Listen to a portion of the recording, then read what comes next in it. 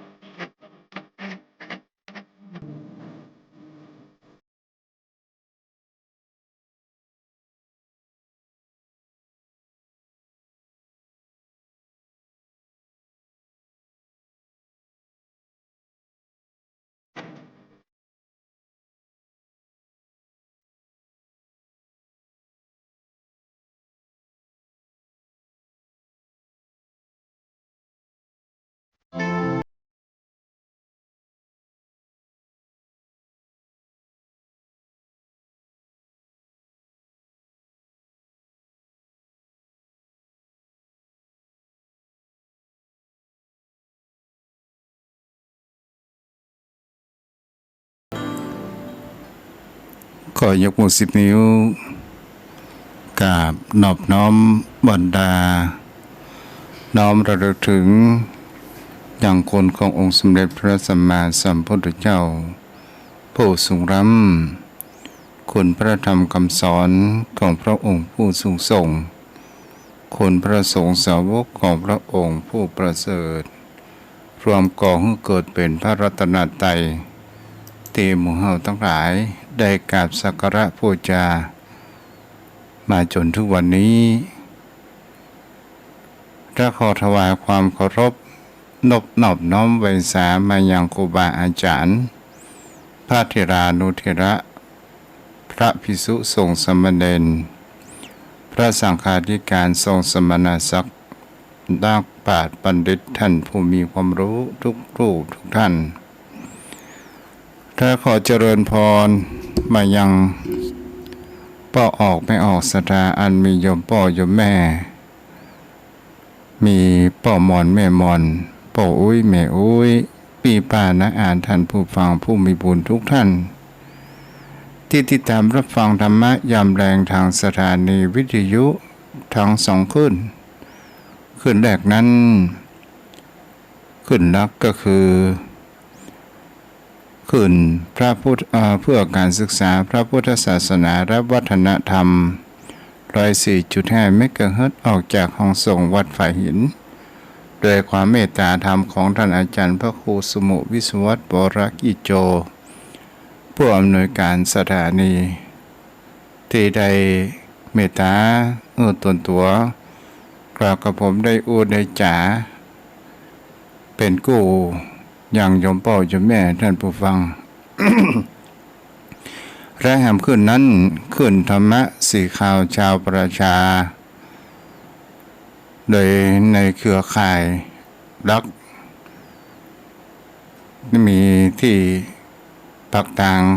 วัดปักทางเจริญและก็มีการก็ริ้งสัญญาณ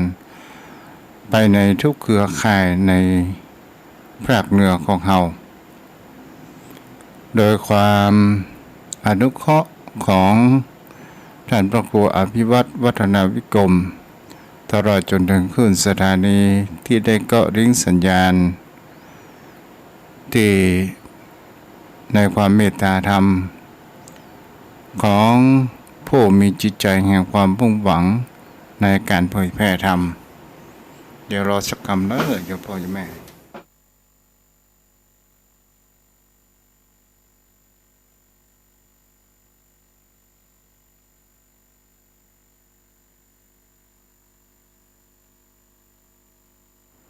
อากาศปันฮ้อนลมเปิดพัดลมโยมพ่อโยมแม่วันนี้ก็ขออนุโมทนา ข่าวบุญข่าวกุศลที่สถานญาติโยมได้รับข้อความทางไลน์ของทุกเจ้าเกี่ยวกับงานกฐินสามัคคีที่จะเกิดขึ้นในวันอาทิตย์ 23 เดือนตุลาคมก็คือหลังออกพรรษาแล้วโยมพ่อโยมแม่ก็มีหลายท่านที่ได้ให้หอมในการทำบุญกฐินสามัคคีครั้งนี้ก็มีตังพี่อ้ายสมเพชรแก้วประพันธ์ได้ให้หอมแหม200 บุญญาบารมีแล้วก็ตังมีป่อจ่าวิชัยคำเจริญได้ให้หอมแหม300 บุญญาบารมีก็ขออนุโมทนาบุญกุศลตลอดจนถึงโยมพี่สาวปรินาถได้ร่วมทำบุญในการสร้างศาลาโดยโยมพ่อโยมแม่ก็ขอบุญกุศลบุญกินผลทานนี้ปกปักรักษาสถานญาติโยมที่ได้ร่วมทำบุญในครั้งนี้โดยโยมพ่อโยมแม่ปีนี้เป็นปีสุดท้ายที่ทุกเจ้าจะต้องชำระเกินกลางงวดของที่ดิน300,000 บาทถ้าหาอู้ไปแล้วต่างวัดต่างวาก็มามีรายได้อันหยังนอกจากว่าเทศกาลงานกฐินจะรบกวนโยมพ่อโยมแม่บ่อยครั้งก็บ่ค่อยเหมาะสมก็เลยบอกบุญไปตามงานเทศกาลหลังออกพรรษาเทศกาลกฐินสามัคคีกะทำบุญกันโยมพ่อโยมแม่ทำน้อยดีกว่าเฮาประทำซะเลยจะทำนักทำมากขึ้นอยู่กับกำลังของตนตัวของผู้คนเฮาจะเป็น10เป็น20ก็ถือว่าเฮาก็ได้ทำบุญกุศลเช่นเดียวกันเฮาเกิดมาเป็นอัตภาพแห่งความเป็นมนุษย์เป็นสิ่งที่นั้นหาถือว่าได้ยากเฮาก็จะต้องสร้างบุญสร้างกุศลกันวันนี้ศรัทธาญาติโยมทั้งหลายก่อนที่จะเข้าเรื่องสู่ธรรมะนั้นตะคืนนี้ก็ได้เล่าเรื่องแห่งบุคลาอธิษฐานเป็นนวนิยายเป็นเรื่องเล่าแนวคติธรรมแฝงไปตัววันนี้ก็มีเรื่องเล่าสั้นๆเนื้อโยมพ่อโยมแม่นั้นได้รับฟังกันถ้าว่าภาคเสียงได้ก็จะภาคไปตัวเพื่อความบันเทิงกับโยมพ่อโยมแม่ผู้รับฟังกันในเรื่องนี้เพิ่นฮ้องว่าตัณหาวิบัติหมายถึงเป็นสิ่งที่เราจะเห็นได้ว่าคำว่าตัณหาในที่นี้ก็หมายถึงคำว่าองค์รวมแห่งกิเลสทั้งปวงจะเป็นแห่งเขาว่าความบ่พอเพียงหรือว่าความบ่พอใจในสิ่งที่เรานั้นมีอยู่ในสิ่งที่เรามีอยู่มีความอยากได้อยู่มากมายเรื่องมันมีอยู่ว่ามีครอบครัวหนึ่งซึ่งเป็นครอบครัวของคนชื่อเต้และก็มีภรรยาชื่อว่าอุ่นสองสามีภรรยานี้จะได้มีลูกอยู่ด้วยกัน3 คนเป็นแม่หญิง2พ่อชาย1คนแรกนั้น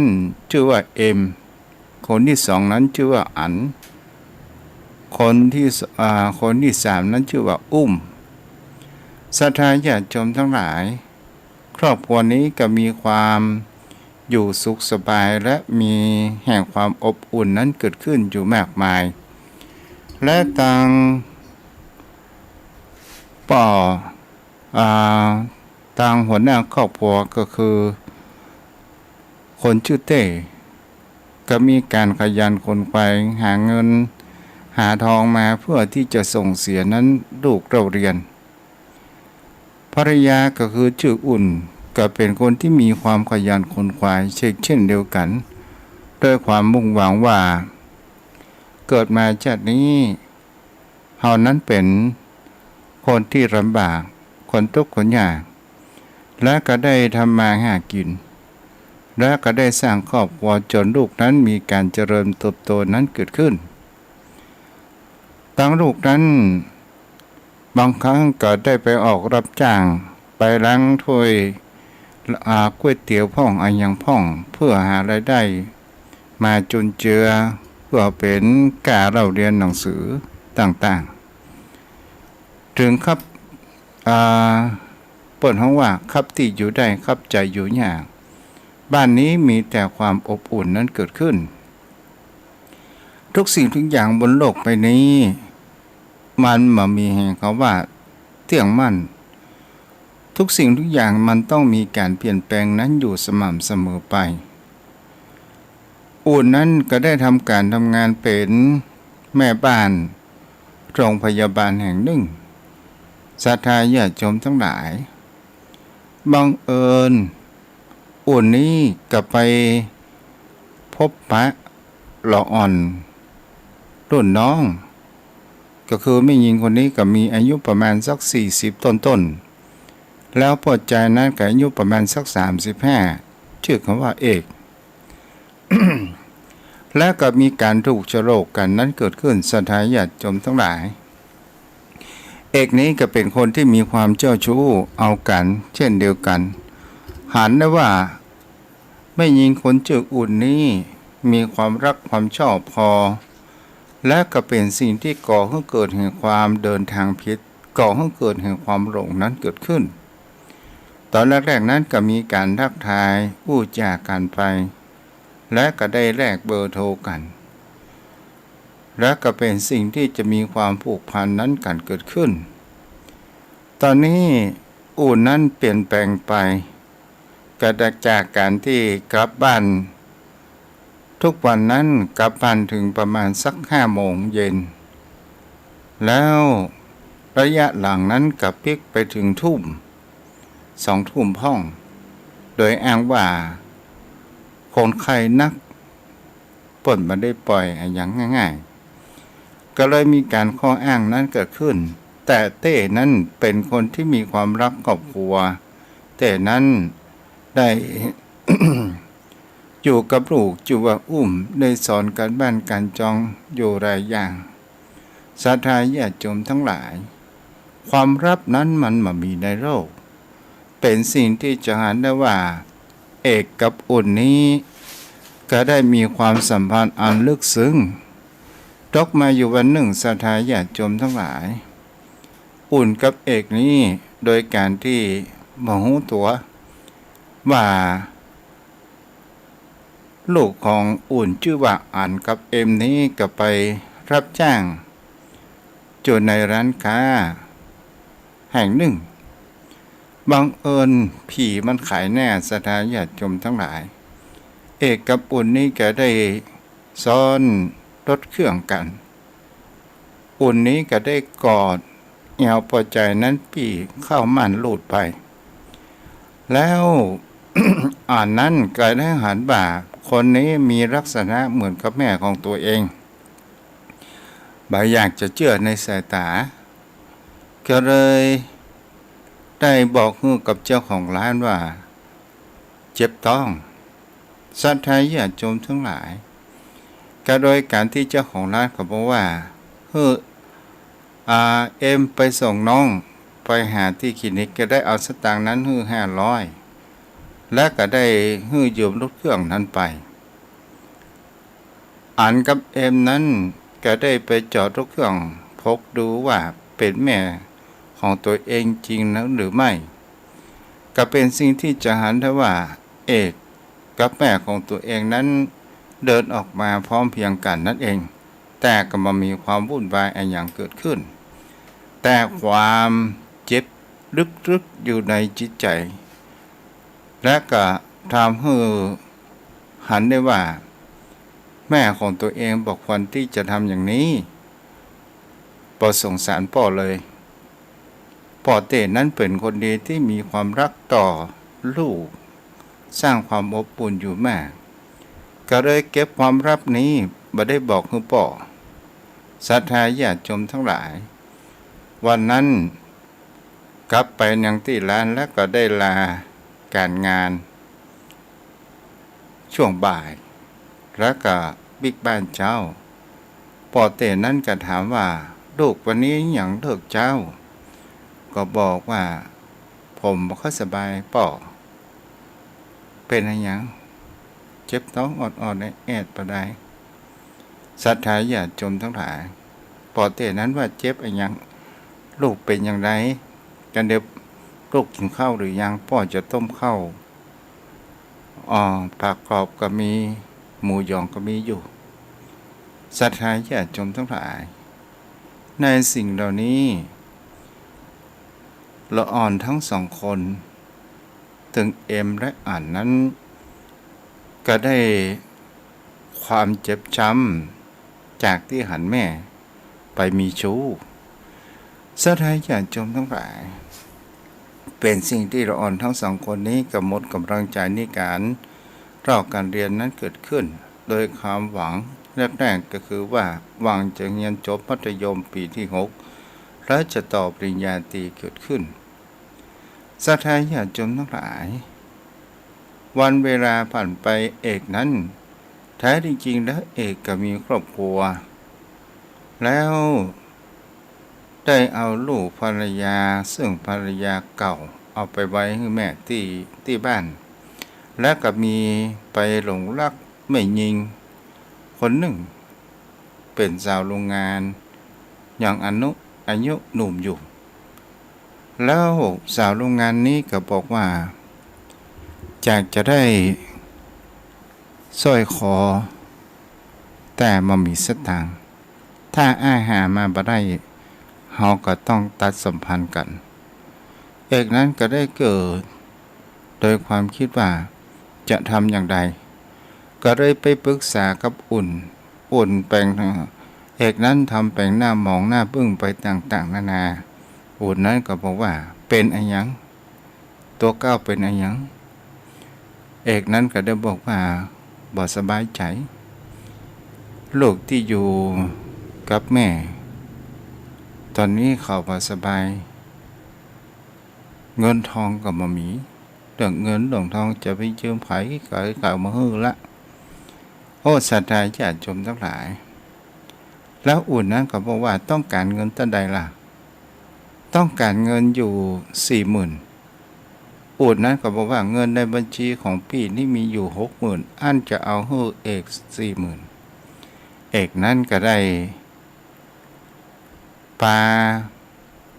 อุ่นนี้เข้าไปโรงแรมโดยการที่ว่าได้ได้จ๋าอุ่นนี้ก็บอกว่าสักวันไปห้องของเธอบ่ในที่โรงแรมที่อยู่ที่พักศรัทธาญาติโยมทั้งหลายเอกนั้นก็บอกว่าโอ้ไปได้ก็เดียวเจ้าของหอเพิ่นจังหันแล้วจะได้บอกเมียผมจะทำอย่างไรแล้วตอนนี้เนี่ยเฮาอาทิตย์ไหนเฮาก็ปะกันสักครั้งหนึ่งอุ่นนั้นก็บอกว่าฮะต่อก่อนนี่อาทิตย์ไหนเป็น 3-4 ครั้ง ว่าเดี๋ยวนี้จะห่างเหินกันละกะปัจจัยอย่างอั้นปัจจัยอย่างอั้นศรัทธาญาติโยมทั้งหลายความรักสันชู้สาวนั้นก็ได้เริ่มขยายตัวนั้นเกิดขึ้นแต่ลูกของอุ่นก็คือเอ็มกับเต้ก็ได้เก็บความลับนี้บอกแล้วก็บอกว่าพี่ความลับนั้นมันมีในโลกสักวันหนึ่งพ่อก็คงจะหู ศรัทธาญาติโยมทั้งหลายวันเวลาผ่านไปลูกคนสุดท้อง วันที่จะไปโรงเรียนนั้นได้ขึ้นรถโรงเรียนไปบังเอิญรถโรงเรียนนั้นเกิดอุบัติเหตุแล้วก็ทำให้อุ้มนั้นได้ถึงชีวิตศรัทธาญาติโยมทั้งหลายได้ซึ่งในฐานะเป็นพ่อก็หันลูกของตัวเองถึงแก่กรรมไปก็ได้มีความเสียอกเสียใจมากส่วนอื่นนั้นก็บอกให้ดีอย่างมากมายก็ด้วยความภาวะพะวงหลงนั่นเองศรัทธาญาติโยมทั้งหลายแล้วเต้เงินทองที่หามาได้เต้นั้นคิดว่าเงินทองที่เก็บไว้กับอุ่นนี้คงจะเป็นแสนแล้วงานศพนี้จะจัดอย่างดีให้กับลูกอย่างสมเกียรติเอาไปเอามาอุ่นบอกว่าเงินนี้เหลือ20,000บังเอิญไปพาคนใจเย็นศรัทธาญาติโยมทั้งหลายบังเอิญผู้คนทั้งหลายก็ได้ช่วยในเรื่องสวดมีเจ้าภาพก็เพราะว่าเต้ก็เป็นคนมีน้ำอกน้ำใจนั้นเกิดขึ้นวันเวลาผ่านไปนั้นเก็บความเจ็บช้ำอยู่ในหัวใจด้วยความหวังว่าอยากจะให้แม่นั้นพลิกมาหาพ่อโดยอยู่ในการที่อบอุ่นถ้าพ่อใจคนนี้เนี่ยหมดไปจากชีวิตครอบครัวของตัวเองแล้วก็จะทำให้แม่นั้นคงจะมีความคิดได้ต่อมาอยู่วันหนึ่งศรัทธาญาติโยมทั้งหลายอันนี้ก็ได้ออกจากต่างหน้าต่างโดยมือพ่อนั้นหูได้กำมีไปโดยแล้วก็ไปที่โรงพยาบาลไปพบพ่อศรัทธาญาติโยมทั้งหลายก็ได้หันเอกกับแม่นั้นสอนการศรัทธาญาติโยมและก็เป็นสิ่งที่จะหันได้ว่านั้นก็ได้คุมหน้าคุมตาแล้วก็ได้ถือมีดและก็เดินตรงเข้ามาที่อย่างเอกศรัทธาญาติโยมทั้งหลายนั้นก็ได้แต่งเอกจนถึงขั้นตายอุดนั้นหมายว่าเป็นลูกของตัวเองคิงฆ่าผัวกูหยังคิงฆ่าผัวกูหยังให้ไปต่างๆนานาแล้วบังเอิญไปเอาที่ไอ้โม่งของลูกนั้นออกและก็หันว่าเป็นลูกของตัวเองเกิดขึ้นหมู่ยามทั้งหลายก็ได้ช่วยกันยับอ่านก็บอกว่าคมมันนี้ไปไหนคมถึงจะมอบตัวตอนสุดท้ายอูดนี้ก็ได้หวีดหวาดเกิดขึ้นตอนสุดท้ายก็เป็นโรคประสาทไปอยู่โรงพยาบาลบ้าแต่เต้นั้นก็หันว่าเหตุผลที่โรคของตัวเองทำประการเช่นนี้มันเป็นเช่นนี้นี่เองแล้วนั้นก็บอกว่าพ่อนั้นดูลูกพ่อแม่ตัวเด้อผมยอมรับกรรมอย่างนี้เป็นต้นนี่ศรัทธาญาติโยมทั้งหลายเปิ้นฮ้องว่าคนเฮาบ่รู้จักแห่งความเพียงพอมีความตัณหานั้นเกิดขึ้นก็เป็นสิ่งที่มีความน่าคิดในศึกษากับโยมแม่โยมพ่อโยมแม่ท่านผู้ฟังทั้งหลายต่อมาเราก็มาสู่ในเรื่องแห่งหลักธรรมคำสอนวันนี้ที่ในเรื่องแห่งคำว่ารู้แต่ไม่มีความรู้หูแต่ไม่มีความหูมันหมายถึงอย่างไรพ่องโยมพ่อโยมแม่ก็คือหูแต่มามีความรู้มันหมายถึงคำว่าความรู้ที่ได้จากการศึกษาเรื่องปรากฏประการนั้นภายนอกหรือว่าความรู้ที่ได้จากการบอกเล่าของ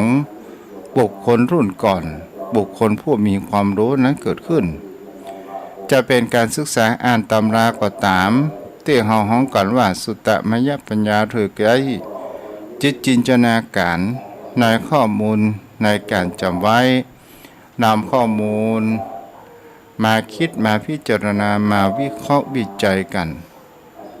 ความรู้ที่เกิดขึ้นจากการกระทำทั้งสองอย่างนี้มันเป็นความรู้ที่บ่ได้ความเป็นเพียงแค่ความจำที่จิตเก็บไว้บันทึกเพียงแค่ชั่วคราวเท่านั้นถ้าเฮาบ่ได้นำมาใจแต่ก็เป็นสิ่งที่เฮานั้นก็จะลองศึกษานั้นและหันได้นี่ก็เป็นสิ่งที่ผู้คนเฮานั้น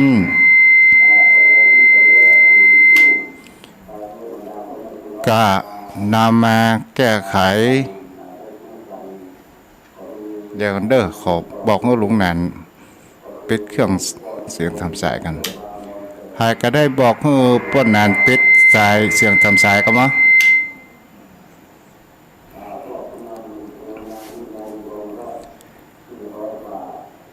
ในดวงจิต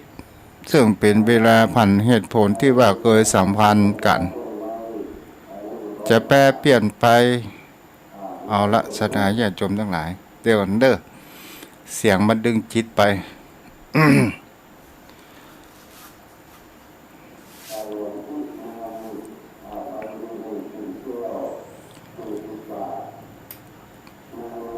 ถ้าอู้ถึงว่าความรู้แต่ไม่รู้นี่ก็หมายถึงถ้าเราอู้กันตามความเข้าใจไปแล้วก็คือการที่เราศึกษาเรื่องปรากฏประการนั้นภายนอกเป็นสิ่งที่เราจะจำจากตำราก็ตามจากคัมภีร์ก็ตามจากการบอกเล่าก็ตามถึงมันอยู่ในเข้ามาในจิตใจของเราและความทรงจำของเราแต่ก็ถือว่ามันเป็นเพียงแค่เหตุผลเพียงแค่ชั่วคราวเท่านั้นและก็เป็นสิ่งที่ผู้คนเฮานั้นจะหันได้ว่าถ้าวันใดเฮาห่างเหินมันความทรงจำนั้นมันก็จะหายไปและเป็นสิ่งที่เฮาจะหันได้ว่าบางครั้งบางคราวคนเฮาได้รับความรู้ในแห่งคำว่าหลักธรรมคำสอนของพระพุทธองค์เอามาแก้ไขปัญหาถ้าเฮาแก้ไขปัญหาในชีวิตของตนตัวของเฮาแล้วก็จะเกิดแห่งคำว่าจะทำให้ปัญหาของเฮานั้นเบาลงถึงเฮาจะมีแก้ไขปัญหานั้นได้ถ้าผู้คนเฮานั้นยังมีแห่งคำว่าจิตใจแห่งกิเลสตัณหานั้นอยู่ผู้คนเฮานั้นก็จะต้องสร้างปัญหานั้นเกิดขึ้นและก็เป็นสิ่งที่เราจะหันได้ว่าปัญญาทางโลกเป็นสิ่งที่ผู้คนเราทั้งหลายมันเป็นการแก้ไขเฉพาะหน้าและเราก็มองโทษของมันอุปมาอย่างกับบุคคลที่คนนอนบ่ค่อยหลับหรือว่าที่เราว่าเป็นคนไข้นอนบ่หลับศรัทธาญาติโยมทั้งหลายก็โดยหาพิธีใดต่างๆนานาก็นอนบ่หลับสุดท้ายก็จะต้องกินยาผ่อนคลายยานอนหลับเกิดขึ้นและคนเฮาหมองโทษของมันว่ายาที่เฮากินแล้วเฮาหลับมันก็เหมือนกับว่าเป็นสิ่งที่เฮานั้นเอาสิ่งของที่แปลกปลอมเข้าสู่ร่างกายของตัวของเฮานั่นเองและก็เป็นสิ่งที่ผู้คนเฮาจะทำให้หันได้ว่าอวัยวะภายในของตนตัวของคนเฮานั้นมันมีแห่งคำว่าความแปลกปลอมเข้าสู่ร่างกายของคนเฮาก็จะทำให้ร่างกายเกลเช่นแห่งคำว่าไตบางครั้งบางคราวเฮากินยานอนหลับบ่อยครั้งก็จะทำให้เฮานั้นเสพติดไปและก็จะทำให้ไตของเฮานั้นได้รับเอาสารที่แปลกปลอมเข้าสู่ร่างกายก่อให้เกิดแห่งคำว่าโรคภัยไข้เจ็บเป็นโรคไตนั่นเองเพราะว่าเป็นสารพิษเป็นสิ่งที่ผู้คนเฮานั้นก็ลองดูสังเกตถ้าเฮาคิดพิจารณา เฮาจะควรจะทำอย่างใดให้เฮานั้นนอนรับโดยการแก้ปัญหาจะเป็นการไหว้พระสวดมนต์นั่งสมาธิกาหรือ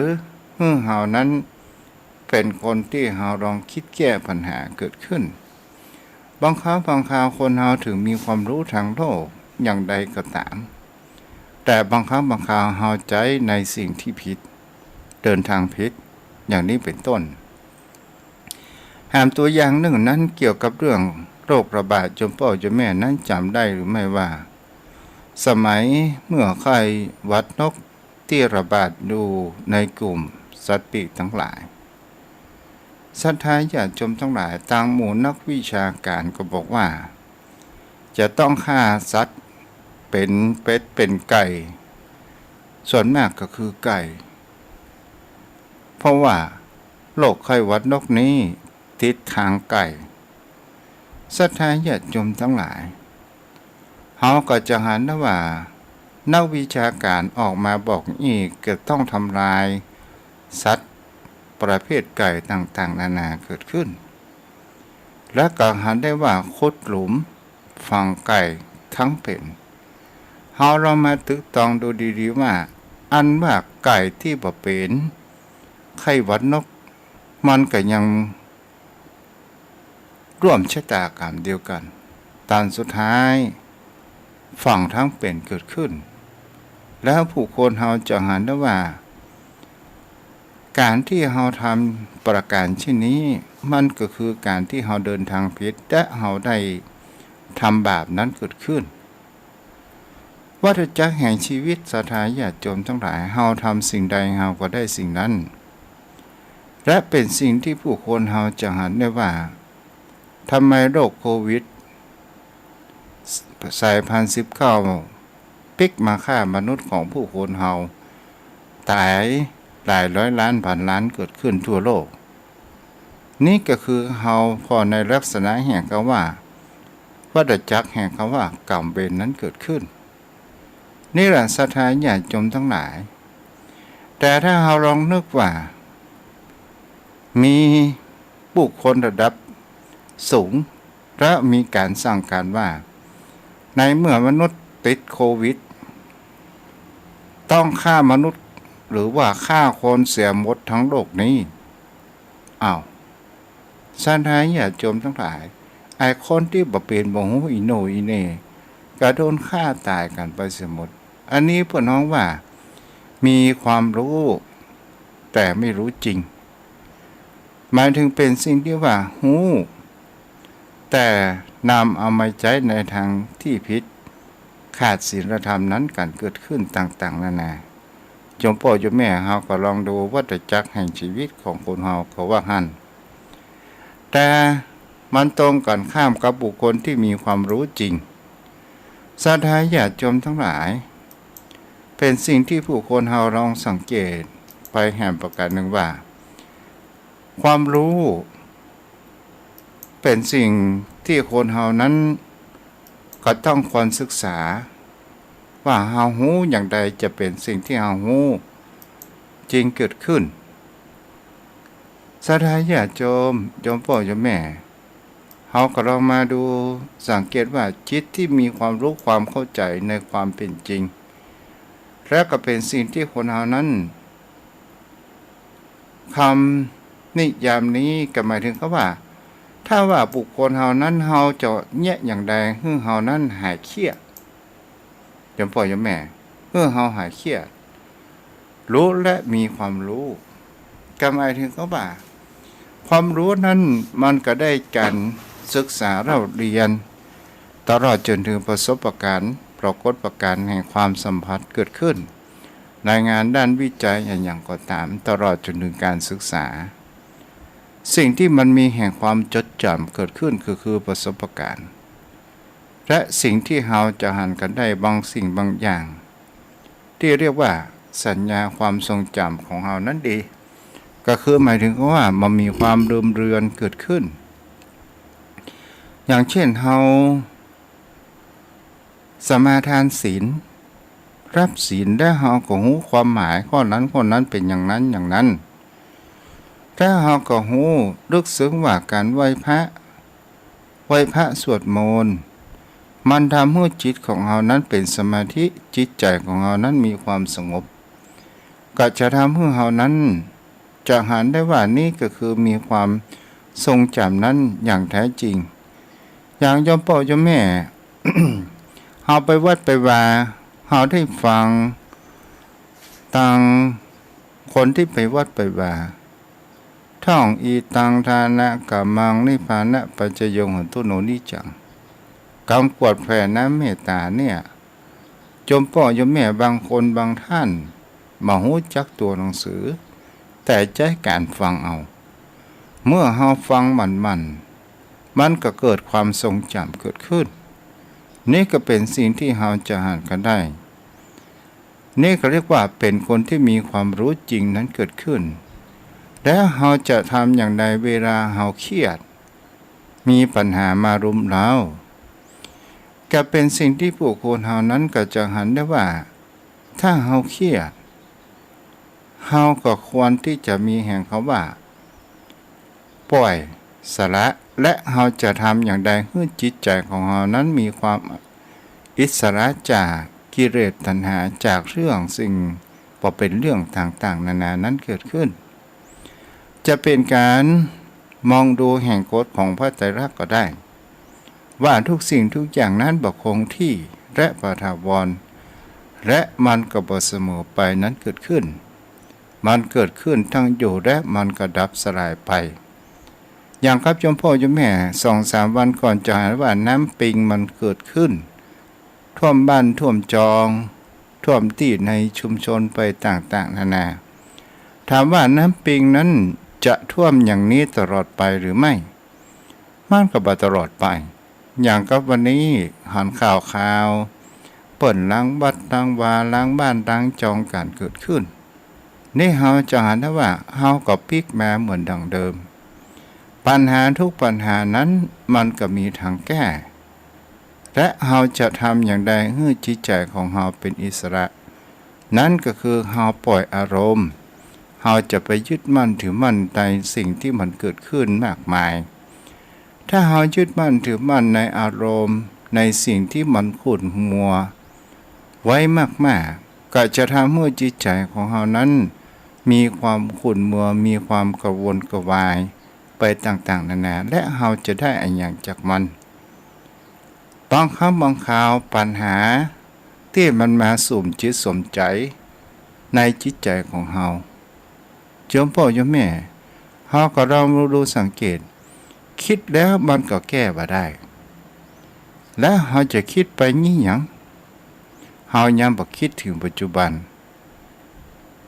ความคิดหรือว่าจิตเนี่ยศรัทธาญาติโยมทั้งหลายมันเป็นสิ่งที่บ่อยู่กับที่กับทางมันบ่อยู่กับตนตัวของเฮาเองเฮาปล่อยไปตามกระแสอำนาจของกิเลสของบนโลกใบนี้เฮาก็ว่าได้แล้วเฮาบ่ยอมนำมันมาปิกบ้านปิกจองมานำมาอยู่สู่ในที่มันควรอยู่จิตใจของผู้คนเฮาเนี่ยโยมพ่อโยมแม่เฮาอุปมาเหมือนคนไร้บ้านเหมือนคนไร้บ้านอย่างใดก็คือมันมาอยู่กับที่กำเดียวมันมาสักคำเดียวมันก็ไปแล้วใบแสวงหาได้ยินเพิ่นเล่าขวัญนินทาโอ้ตูฟังทุกเจ้าบ้านเหนือนะโอ้มันแน่เลยก็เดียวหมู่พึ่งเตียวเข้าไปหาเพิ่นสถานญาติโยมทั้งหลายอย่างเตียวเข้าไปหาเพิ่นจิตน่ะมันนำพาไปก่อนแล้วและก็เป็นสิ่งที่สู่เขาอู้อย่างกันก็เนี่ยศรัทธาญาติโยมทั้งหลายก็เป็นสิ่งที่เฮาก็จะอ่านกันได้ว่าเปิ้นว่าถ้าอยู่กันเกิน3คนระมัดระวังใครลุกไปคนแรกนั้นโดนเหล่าแน่นอนอาระโยมพ่อโยมแม่คงจะมีความเข้าใจมานักมาน้อยพอสมควรเนาะ0631639950วันนี้ต่าง Facebook มีแม่ทองคำที่วงคำโยมพ่อโยมแม่ที่อยู่ทางบ้าน จะโทรมาก็โทรมาได้เด้อที่เบอร์โทร0631639950เจริญพรราชการครับอาจารย์ หลว ฟั ง ง พ่อ โม กิ ค ต รับ จ้า ฟังพอเรือเข้ามาพอดีจังหวะพอดี อ๋อ เสียงได้ยินเสียงเวลาไปแล้วเรามาพอดี จ้า ลงไปข้างล่างขึ้นมา จ้า ไปมังคุตีมันสูงนะผมอะตีเข้าขั้นกระไดเข้าขั้น จ้าเดี๋ยวแล้วฝนตกก่อนจังดาวอ่ะหลวงพ่อ เพราะตอนนี้ไม่เป็นไรครับมั้งมีตอนเช้าหน่อยมั้ง จ้าจ้า ตอนนี้เงียบเนี่ย ทีละเงียบสงบแล้วเนาะ ครับราชการครับ จ้าบุญรักษาจ้าอ้าวโทรเข้ามาได้0631639950ใครรับฟังอยู่จะโทรมาอู้จากันเด้อพี่น้องเมืองฝางพี่น้องบางเจียงไฮ้เนาะหลายที่พี่น้องในเบียงสันซ้ายใครจะโทรมาก็โทรมาได้เด้อเจริญพรแม่คำนวณ เจ้ากับไอ้สาเจ้า เจ้าบ้านแม่มืดฝนก็มีก่อ มามืดนะเจ้ามาตกนะ เจ้าดีละเนาะ เจ้าฝุ่นจะมืดอยู่ล่ะจะตกอยู่ล่ะ มามี แบบนี้ถ้าจะย่างมันเจ้าเป็นเหมยเป็นหมอกมู่ จะแม่นต้องเพศก็ เจ้า เป็นเหมยเหมือนกันนะถ้าไป เจ้า อู้กับทางใต้นี่บ่ได้เด้อเหมยนี่แน่ มันจะได้เหรอ ฮะทางในเต่านี่บ่ได้เด้อหมอยมันตกเป็นแต่เป็นว่าหมอย โอ้ก็เด็กจะว่าเนาะ เจ้า จ้า โอเคนี่เนี่ยเจ้าเนิ่มแม่เข้าใจดีเจ้า บุญ ธร รั ร ก มะ ษา เจ้า เจ้า0631639950อ้าวใครจะโทรมา ตอนนี้5:49เนาะ0631639950ปีนี้เป็นงวดสุดท้ายเด้อ300,000มีที่ไหนบ่ฮู้เตื้อเนี่ยโยมพ่อโยมแม่เฮ้อไปตามหน้าบุญนะเนาะ ใครจะร่วมทำบุญกฐินสามัคคีเด้อโยมพ่อโยมแม่ซื้อที่ดินเป็นสมบัติของพุทธศาสนาของวัดของพระบ่ได้ของผู้ใดผู้หนึ่งเฮาสร้างบุญบารมีกันเนาะอ้าวใครจะโทรมาโยมพ่อโยมแม่ต้องฝั่งมีก่อเชียงรายมีก่อดักปิ้งยินวอยกันเนี่ยอ้าวบ่มีไผเพราะนั้นโทรเข้ามากันบ่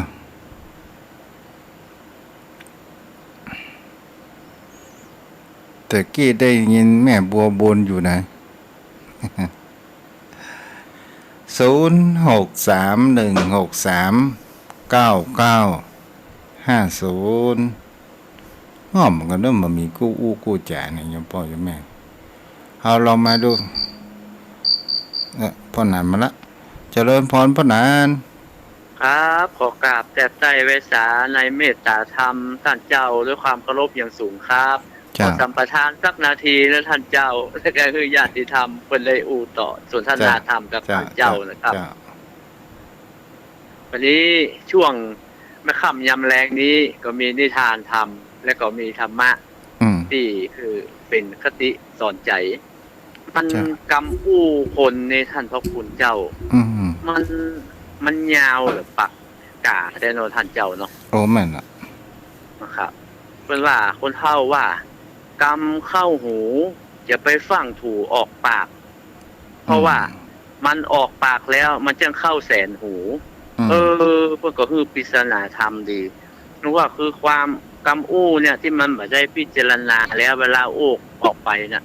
มันคนตั้งหลายตั้งมวลก็มันก็ได้ฟังหมดจะพิจารณาบ่พิจารณาบ่ฮู้บางทีก็ไปแม่เอามันเข้าแสนคนถ้าบอกว่าอะไรก็กำเข้าหูจะไปฟังถูออกปากหรือว่ามีเฮาได้ยินอย่างมาได้มาเนี่ยเฮาคือพิจารณาก่อนจะไปฟังอู้ต่อไปแล้วอย่างคำว่าแสนหูตะกี้เนี่ยเวลาออกปากเข้าแสนหูหมายความว่าออกจากปากเฮาปากเดียวน่ะมันจะกระจายไปทั่วคนเป็นแสนคนนะเพิ่นว่ากำจะไปฟังถูออกปากคือกำที่มันได้ยินมาอย่าฟังอู้เตื้อเพราะว่าเวลาอู้เวลามันเข้าแสนหูคือมันคนตั้งหลายตั้งมวลฟังปากสองปากมันก็เล่าต่อไปมันหนักหรือยาวหรือปากกาไปแสนคนไม่ท่านเจ้าแม่นนะเจ้านั่นเพื่อก็คือเฮาพิจารณาว่าคือพิจารณาอย่างท่านเจ้าว่านะถามกลามสูตรนะมันถึงคำสอนพุทธเจ้าในท่านพระคุณเจ้ามันเป็นอัศจรรย์แต่มันใจได้ทุกยุคทุกสมัยมันบัลลาสมัยนะท่านพระคุณเจ้าแต่คนเฮามาคุณค่าเนาะท่านพระคุณเจ้ามันไปเอาสิ่งที่มันปัจจัยเนื้อแท้แก่นสารมันไปตามทางโลกนักลำไปครับแม่นเราต้องเราได้นึกอย่างหนึ่งว่าพระพุทธเจ้าเนี่ยเป็นศาสดาเอกของโลกและยังทุกในโลกของเราทุกคนนะยอมรับว่าพระพุทธเจ้านะเป็นบรมครูแต่เขามีความภูมิใจตัวนี้พุทธศาสนานี่เป็นศาสนาสากลบ่ได้บังคับผู้ใดผู้หนึ่งคุณจะนับถือศาสนาอย่างก็ตามสามารถมาทดลองได้มากระทำได้เอหิปัสสิโกเนาะท่านจงมาดูเถิดอาการิโกไม่จำกัดการได้ผลไม่จำกัดการหมายถึงคำว่าบุคคลในศึกษาบุคคลนั้นก็จะหันธรรมเนาะครับมันเหมือนกับที่ท่านเจ้าได้อธิบายหลวงมาแล้วว่าผู้ใดเห็นเราผู้นั้นเห็นธรรมผู้ใดเห็นธรรมผู้นั้นเห็นเราครับอันพุทธเจ้ามีตัวตนก็มันเป็นโดยสองนัยยะครับคือมีตัวตนมีชีวิตนี่อันนี้มันมีแต่ว่าที่มีตัวตนอยู่ในปัจจุบันนี้ก็คือธรรมะของเปิ้นเป็นองค์แทนตัวตนของเปิ้นเนาะท่านเจ้าเนาะก็เหมือนกับเปิ้นยังมีอยู่ผมเข้าใจอย่างอันเนาะท่านเจ้าเนาะก็พ่อพี่น้องเปิ้นเมืองของเฮาก็ตามพี่น้องแต่ใหญ่ก็ตามใส่ข้าวพระเจ้าก็เหมือนกับว่าพระพุทธองค์นั้นยังมีอยู่ครับ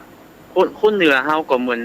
เช่นเดียวกันนะท่านเจ้าคือทำบุญหยังก็จ้างเข้าพระเจ้าก็ต้องมีกันพระเจ้าก็ต้องมีเวลาถึงฤดูกาลเดือน4เปงหิ่งไฟพระเจ้าก็ต้องมีเหมือนเปิ้นมีชีวิตจิตใจอยู่ถึงวันนี้ก็เหมือนเปิ้นมีอยู่เขาเข้าไปวิหารแล้วเขาเหมือนได้เข้าเฝ้าเปิ้นนะท่านเจ้าเนาะถูกต้องคำว่าวิหารแปลว่าที่อยู่เนาะครับก็เหมือนเปิ้นปรินิพพานบ่เมินเหมือนเปิ้นว่าเปิ้นก็หาไปเนี่ยมันถูกอย่างเปิ้นก็ตัวอย่างเปิ้นยังอยู่ในวิหารเปิ้นก็หาไปได้บ่กี่เดือนเนี่ยความเข้าใจเป็นอย่างนั้นนะเพราะว่าหลักคำสอนเปิ้นยังอยู่อย่างเฮาคำสอนของ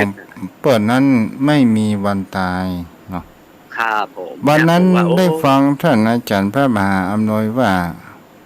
เกี่ยวกับเรื่องชาดกต่างๆอาจจะเป็นอักถาจารย์เป็นผู้แต่งพรรณนาไว้มันก็คงจะแม่นส่วนหนึ่งนะเนาะใช่ครับแต่ว่าบางผมในส่วนตัวของว่าบางอย่างนะมันออกมาจากโอษฐ์คือออกมาจากปากของพระพุทธเจ้านะครับธรรมะเนื้อแท้ของพระองค์นั้นมันก็จะอยู่ในธรรมที่เป็นข้อแต่ชาดกนั้นเหมือนกับว่าเป็นเรื่องแต่งขึ้นมาครับมันเป็นประกอบเพื่อขยายเนื้อความนะท่านเจ้าเนาะเพื่อเข้าใจง่ายแหมหน่อยครับมันเป็นปัญญา มันของอัตถกถาจารย์ที่เปิ่นขยายเนื้อความมันเข้าใจง่ายครับท่านเจ้าเนาะไอ้อย่างกับว่า เรื่องแห่งเขาว่าอย่างพุทธองค์ตอนที่ประสูติเดิน7-9เนี่ยถ้าเราลองเอามาตองดูว่าเราอ่อนที่เดินเกิดมาแล้วก็เดิน7-9ได้เนี่ยเฮาบางครั้งเขาพอว่าแต่งมันเป็นเหมือนเขาว่าสร้างอิทธิฤทธิ์ให้คนนั้นเกิดเริ่มสายอากาศอาจารย์นี่นะถ้าอันนี้ส่วนตัวเด้ออันนี้คือความคิดบ่ได้ท่านพระคุณเจ้าอันนี้ผมว่าผู้ที่มันบรรลุธรรมชั้นสูงมันเกิดได้ทั้งนั้นน่ะมันเป็นอจินไตยที่คนเฮาบ่สามารถจะยังรู้ได้ท่านพระคุณเจ้าคือ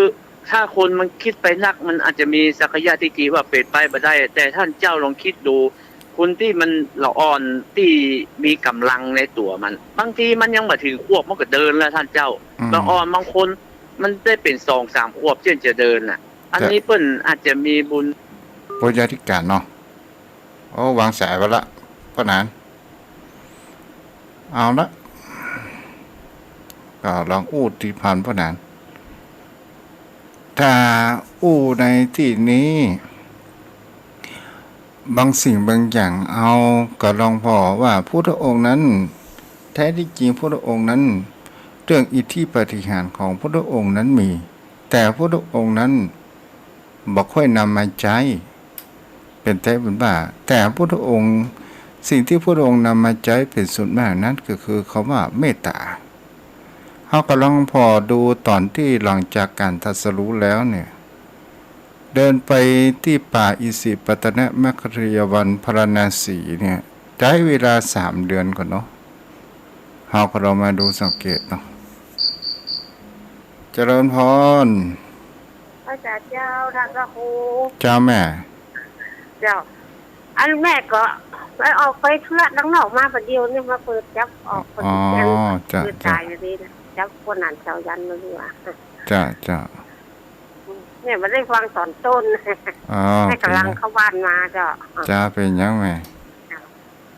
จ้าถ้าอยู่โลกแดงจากกระแปงเด้อจ้าฟังขึ้นแล้วจีชัดเจนในเจ้าอนุโมทนาบุญเด้อเจ้าสาธุเจ้าให้กำลังใจนะเจ้าบุญรักษาเอาละยมพ่อยมแม่วันพวกเขาก็มาฟังกันใหม่เนาะทุกสิ่งทุกอย่าง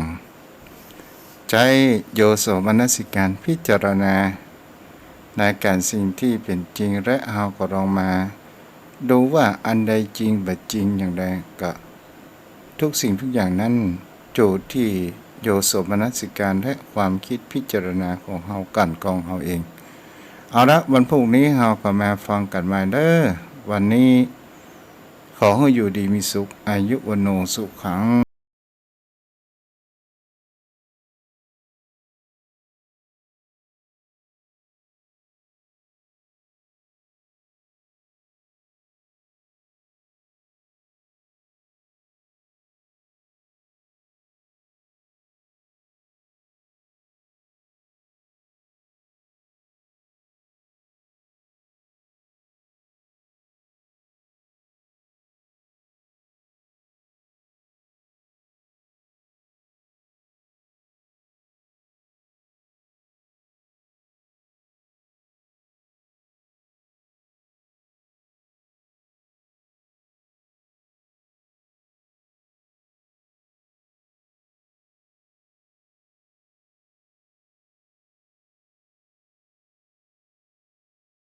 ภาคภูมิใจในเอกราชและความเสียสละของบรรพบุรุษไทย